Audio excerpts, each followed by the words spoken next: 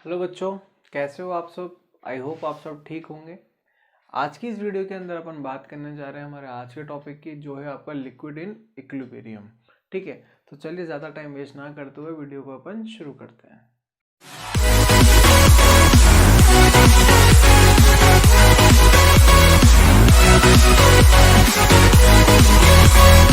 देखिए, मैंने यहाँ पे क्या करा बच्चों, एक कंटेनर आपका यहाँ पे सपोज करा, जिसके अंदर आपका क्या है, पूरा इसके अंदर क्या हो रहा है, फ्लूइड भरा हुआ है। ठीक है, इसके अंदर आपका क्या है बच्चा, पूरा फ्लूइड आपका फिलअप है।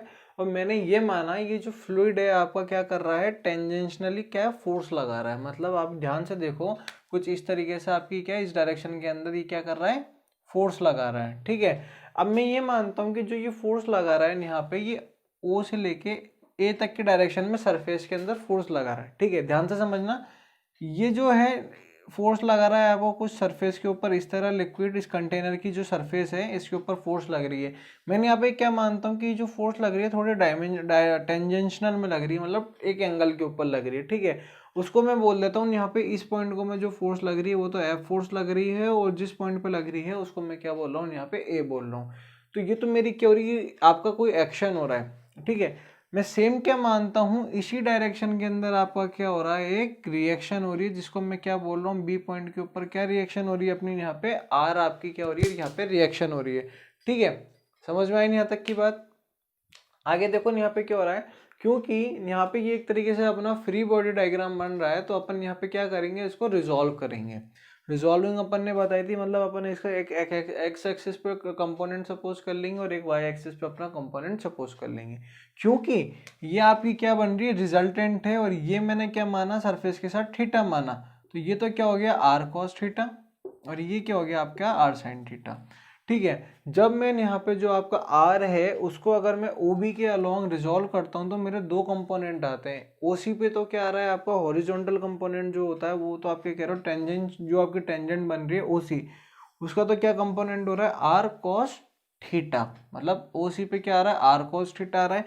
और एक नॉर्मल कंपोनेंट बोलेंगे जो अपर डायरेक्शन के अंदर बन रहा है, वो क्या बन रहा है, नॉर्मल क्यों है, क्योंकि ध्यान से देखो, ये तीनों आपके क्या है, एक ही पॉइंट के ऊपर लाई कर रहे हैं, ये वाला भी, ये वाला भी, ये वाला भी, और मैंने क्या मान ली, ये एक नॉर्मल है। जैसे अपन मानते हैं ना कि ये लाइन आपने क्या मान ली, एक नॉर्मल मान ली, तो नॉर्मल के ऊपर जो कंपोनेंट ले रहे हैं वो अपन कितना ले रहे हैं, आर साइन थीटा ले रहे हैं। ठीक है, अब यहाँ पे एक चीज ध्यान से सुनना, अगर जब मैं इस डायरेक्शन को सपोज करता हूँ, ठीक है, तो अगर मैं हॉरिजॉन्टल डायरेक्शन लेता हूँ, तो जो मेरे पास आर कोस थीटा होगा, उस टाइम पे क्या होगा, यहाँ पे जो इस टाइम पे प्रेशर लगेगा, ओ के ऊपर जो प्रेशर लगता है वो अपना कितना लगेगा, जीरो लगेगा।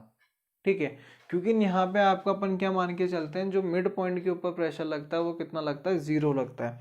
तो अगर मैं आर कोस थीटा की वैल्यू जीरो के बराबर करूँ, ठीक है, आर कोस थीटा की वैल्यू जीरो के बराबर करूँ, तो आर तो देखो आपकी रिएक्शन जीरो के बराबर तो हो ही नहीं सकती है, क्योंकि ऑब्वियस सी बात है, चाहे प्रेशर लग रहा है नहीं लग रहा है, आपकी रिएक्शन तो क्या आ रही है, आ ही रही है। ठीक है, तो मेरी जो कॉस थीटा की वैल्यू होगी वो किसके बराबर हो जाएगी, यहाँ पे जीरो के बराबर हो जाएगी।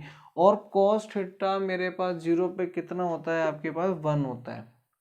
ठीक है, अगर मैं सेम बात अगर हॉरिजॉन्टल के लिए लूं, तो वही बात आएगी, जो आर साइन थीटा होगा आपका यहाँ पे किसके बराबर आएगा, बताओ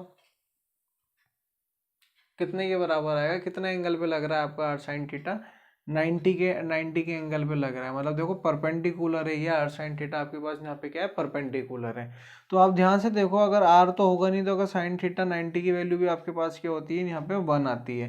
तो थीटा चाहे इसके लिए इस डायरेक्शन में निकालो, या चाहे ऊपर निकालो, जब आपका लिक्विड इक्विलिब्रियम के अंदर होता है, तो जितनी भी आपकी फोर्स लगती है लिक्विड की वजह से उस कंटेनर की सरफेस पे, वो बच्चों क्या होती है, आपकी इक्वल होती है। फोर्स आपकी हर डायरेक्शन के अंदर जो लिक्विड की वजह से जो कंटेनर पे लगती है, जो लिक्विड कंटेनर पे लगाता है, वो हर डायरेक्शन में क्या होती है बच्चों, इक्वल होती है। इस चीज़ को आप ध्यान रखना, बहुत ही इंपॉर्टेंट चीज़ है कि जो फ्लूइड आपकी क्या होता है, किसी भी कंटेनर के ऊपर जो फोर्स लगाता है, वो कहाँ ही किसी भी डायरेक्शन से एग्जर्ट करे, वो क्या होगी, आपकी इक्वल होगी। ठीक है, इसके बाद जो हमारा नेक्स्ट टॉपिक आता है वो आता है प्रेशर। तो चलो उसके बारे में भी अपन यहाँ पे फटाफट से बात कर लेते हैं। तो देखिए, यहाँ पे हमारे पास बच्चों नेक्स्ट टॉपिक क्या आता है, प्रेशर। प्रेशर क्या होता है, a pressure at a point on a surface is the thrust acting normally per unit area around the point. Pressure क्या होता है, जो आपकी एक तरीके से ये समझिए कि मेरे पास किसी सरफेस के ऊपर एक वाटर की ड्रॉप है, ठीक है। तो वाटर की ड्रॉप से जो प्रेशर आपका सरफेस की तरफ लगेगा और कितने एरिया में वो प्रेशर लग रहा है उसके रेशियो को, मतलब जितनी फोर्स है उस ड्रॉप से जितनी फोर्स आपके सरफेस के ऊपर लग रही है और उस फोर्स से कितना एरिया आपका कवर हो रहा है, इन दोनों के बीच का जो रेशियो होगा वो आपका क्या कहलाता है, प्रेशर कहलाता है। प्रेशर के लिए जो अपने पास बच्चों फॉर्मूला है वो है फोर्स अपॉन एरिया, ठीक है। जैसा कि अपन ने प्रीवियस चैप्टर्स के अंदर वेलोसिटीज के बारे में पढ़ा, इंस्टेंटेनियस वेलोसिटीज के बारे में पढ़ा, इंस्टेंटेनियस स्पीड के बारे में पढ़ा, वैसे ही आपका क्या होता है, इंस्टेंटेनियस प्रेशर होता है। मतलब जब आपके पास छोटे अमाउंट के अंदर प्रेशर लगे और उसमें छोटा एरिया आपका वहां पे कवर अप हो, उसको अपन क्या बोलते हैं, इंस्टेंटेनियस प्रेशर कहते हैं। इसका जो फॉर्मूला होता है वो होता है D F upon D A, मतलब delta F upon delta A, ठीक है। अब बात करते हैं प्रेशर जो होती है आपकी स्केलर क्वांटिटी होती है।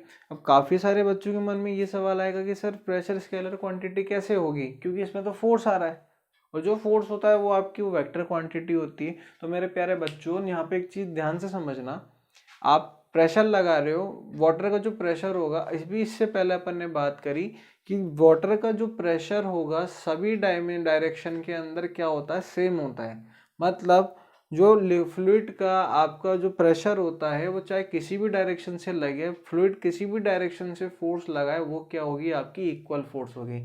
जब आपका मैग्नीट्यूड इक्वल हो गया तो डायरेक्शन का तो कोई मतलब ही नहीं है अपने पास। डायरेक्शन से तो चाहे इधर लगाओ इधर लगाओ इधर लगाओ, सब जगह से क्या आ रहा है, आपके पास बराबर आ रहा है, तो मैग्नीट्यूड भी क्या होगा, आपके पास इक्वल आएगा, ठीक है। जब आपके पास मैग्नीट्यूड बराबर आ रहा है तो फ्लूइड आपकी क्या कहलाएगी, इस कंडीशन के साथ फ्लूइड आपकी क्या होगी, स्केलर क्वांटिटी होगी, ठीक है। ऐसा यूनिट की अगर बात करें तो ऐसा यूनिट आपकी क्या होती है, फोर्स की तो होती है न्यूटन, एरिया की होती है मीटर स्क्वायर, तो इसकी आपकी प्रेशर की ऐसा यूनिट क्या होगी, न्यूटन पर मीटर स्क्वायर, या फिर आप इसको कह सकते हो पास्कल्स। इसकी दो यूनिट होती है ऐसा ही, एक होती है न्यूटन पर मीटर स्क्वायर और एक होती है आपकी पास्कल। सीजीएस यूनिट की अगर अपन बात करें बच्चों यहाँ पे, तो वो होती है आपकी डाइन आपकी क्या होती है, सीजीएस यूनिट होती है किसकी, न्यूटन की, डिवाइडेड बाय सेंटीमीटर स्क्वायर, ठीक है। डायमेंशन फार्मूला की अगर बच्चों अपन यहाँ पे बात करें तो डायमेंशन फार्मूला आपका यहाँ पे देखो क्या होता है, m1l-1 t-2, क्योंकि फोर्स का जो डायमेंशन फार्मूला होता है वो होता है m1l1 t-2 और एरिया का होता है l²। जब आप इसको ऊपर लेके जाओगे तो आपको क्या मिलेगा, एल की जो पावर होगी नेगेटिव में आ जाएगी, और जब आप -2 में से -1 को, अगर -2 में से +1 को घटाओगे तो आपको क्या मिलेगा, -1 मिलता है। तो इसका डायमेंशनल फॉर्मूला क्या होता है, m1l-1 t-2, ओके। इसके बाद बच्चों जो अपना नेक्स्ट टॉपिक आता है वो भी एक जनरल टॉपिक है जिसके बारे में अपन पढ़ चुके हैं, वो है आपका डेंसिटी। तो चलो उसके लिए भी अपन बात कर लेते हैं। डेंसिटी अपने पास की होती है बेसिकली, अगर किसी भी मटेरियल की अगर अपन डेंसिटी यहाँ पे निकाले तो वो बेसिकली क्या होती है, आपका मास पर यूनिट वॉल्यूम। मतलब मास और यूनिट का जो पर यूनिट वॉल्यूम का जो रेशियो होगा उसे अपन क्या बोलेंगे, यहाँ पे बच्चों डेंसिटी कहते हैं। और डेंसिटी का फॉर्मूला अपने पास यहाँ पे क्या है, रो। ये आपका जो सिंबल है डेंसिटी का वो क्या कहलाता है, रो, ठीक है। थोड़ा सा पी शेप के अंदर है लेकिन पी नहीं है ये। इसका फॉर्मूला होता है M mass divided by volume, ठीक है। इसकी जो यूनिट होती है ऐसा ही होती है केजी पर मीटर क्यूब, और जो सीजीएस यूनिट होती है वो होती है ग्राम पर सेंटीमीटर क्यूब। और इसकी डायमेंशनल फॉर्मूला की बात करेंगे तो क्या होती है m1l-3, क्योंकि मास का लिए एक m आएगा और आपके लिए नीचे कितना आएगा, l के लिए डिवाइडेड बाय l³ आएगा, ऊपर जाके क्या हो जाएगी, पावर माइनस के अंदर हो जाएगी, ठीक है। इसी की एक आपकी यहाँ पे एक छोटी सी टाइप और आती है, specific density, specific gravity or relative density.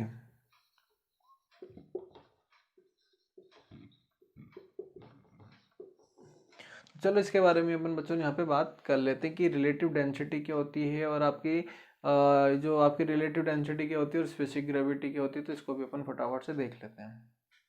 तो देखिए specific gravity or relative density बच्चों क्या होती है, बेसिकली अगर आप यहाँ पे specific gravity or relative density निकालें किसी भी सब्सटेंस की, तो ये आपका क्या होती है, जो डेंसिटी होगी किसी भी सब्सटेंस की वो, और जो आपके वाटर की डेंसिटी होगी एट 4 डिग्री सेल्सियस के ऊपर, उन दोनों का क्या होती है, रेशियो होता है।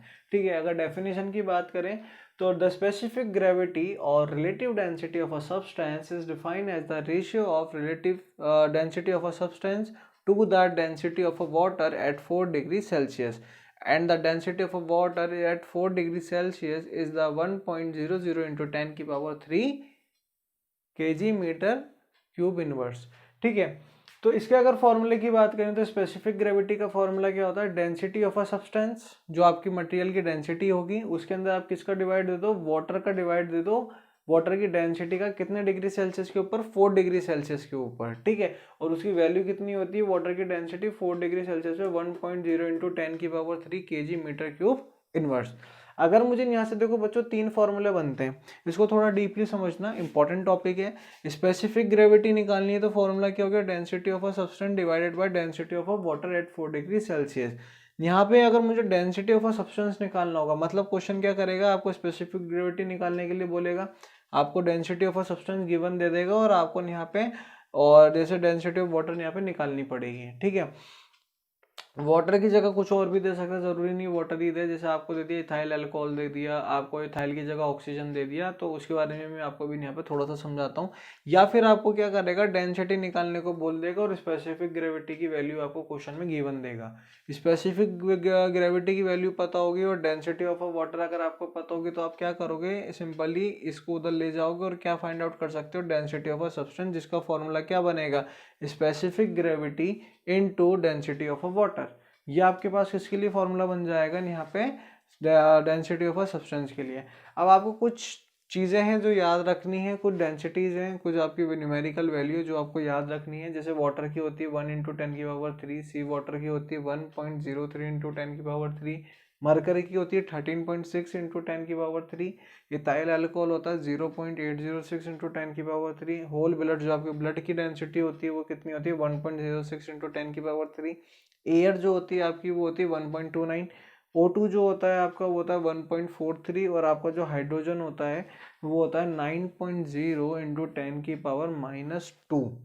अब क्या होगा, ये वैल्यू क्यों याद रखनी है, तो जैसे क्या होगा, ज़रूरी नहीं है आपको ऐसा बोले कि डेंसिटी ऑफ वाटर ही आप लो, आपको ऐसे बोलेगा find the specific gravity of a substance whose density is 2.5 and it is dissolve in ethyl alcohol. ठीक है, अब आपको क्या बोला, स्पेसिफिक ग्रेविटी निकालना है किसका, किसी सब्सटेंस का जिसकी अपने को डेंसिटी कितनी गिवन है, 5 kg मीटर क्यूब आपको गिवन है, और वो किसके अंदर डिजोल्व हुआ है, आपको मतलब किसके अंदर डूबा हुआ है, इथाइल अल्कोहल के अंदर। तो आपके पास फॉर्मूला क्या हो गया, specific gravity is equal to density of a material divided by density of a ethyl alcohol. ठीक है, डेंसिटी ऑफ अ मटेरियल कितना है अपने पास, 5 kg मीटर क्यूब इनवर्स है, और इथाइल अल्कोहल की आपकी डेंसिटी कितनी हो जाएगी, आपकी यहाँ पे देखो टेबल के अंदर 0.806 इंटू 10 की पावर 3 से आप क्या कर दोगे, उसको डिवाइड कर दोगे, तो ये आपकी क्या निकल जाएगी, स्पेसिफिक ग्रेविटी यहाँ पे अपने को मिल जाती है किसके लिए, उस सब्सटेंस उस पर्टिकुलर फॉर्मेशन के लिए। ठीक है, समझ में आया अच्छे से। अगर आप बच्चों समझ में आ रहा है तो आपको पता है क्या करना है, वीडियो को अपने को लाइक करना है और ज़्यादा से ज़्यादा लोगों को अपने को क्या करना है, ज़्यादा से ज़्यादा अपने फ्रेंड्स को, स्टूडेंट्स को क्या करना है, शेयर करना है। ठीक है, और चैनल को अपने को सब्सक्राइब करना है और बेल आइकन को ज़रूर से आपको हिट करना है ताकि आपको लेटेस्ट वीडियोस की नोटिफिकेशन सबसे पहले मिल सके। किसी भी तरह का बच्चा पार्टी कुछ भी डाउट होता है बिल्कुल हिचकिचाना मत, कमेंट बॉक्स आपका ही है, बिल्कुल वहाँ पे जाके हल्ला बोल दो, अगर कुछ भी डाउट आता है कमेंट करके बताओ। कमेंट करने में अगर किसी को शर्म आती है तो इसलिए मैंने डिस्क्रिप्शन में क्या दिया है, आपको व्हाट्सएप ग्रुप का लिंक दिया है, पर्सनली आप मैसेज कर सकते हो ग्रुप के अंदर, वहाँ पे आप मैसेज करके डाउट पूछ सकते हो। ठीक है, डाउट कुछ भी मत रखना, डाउट सारे क्लियर करके चलना। चैप्टर के अंदर आगे भी अपन और अच्छे अच्छे टॉपिक्स के बारे में बात करेंगे और चैप्टर्स को अपन आगे नेक्स्ट वीडियोस में कंटिन्यू करेंगे। Thank you students.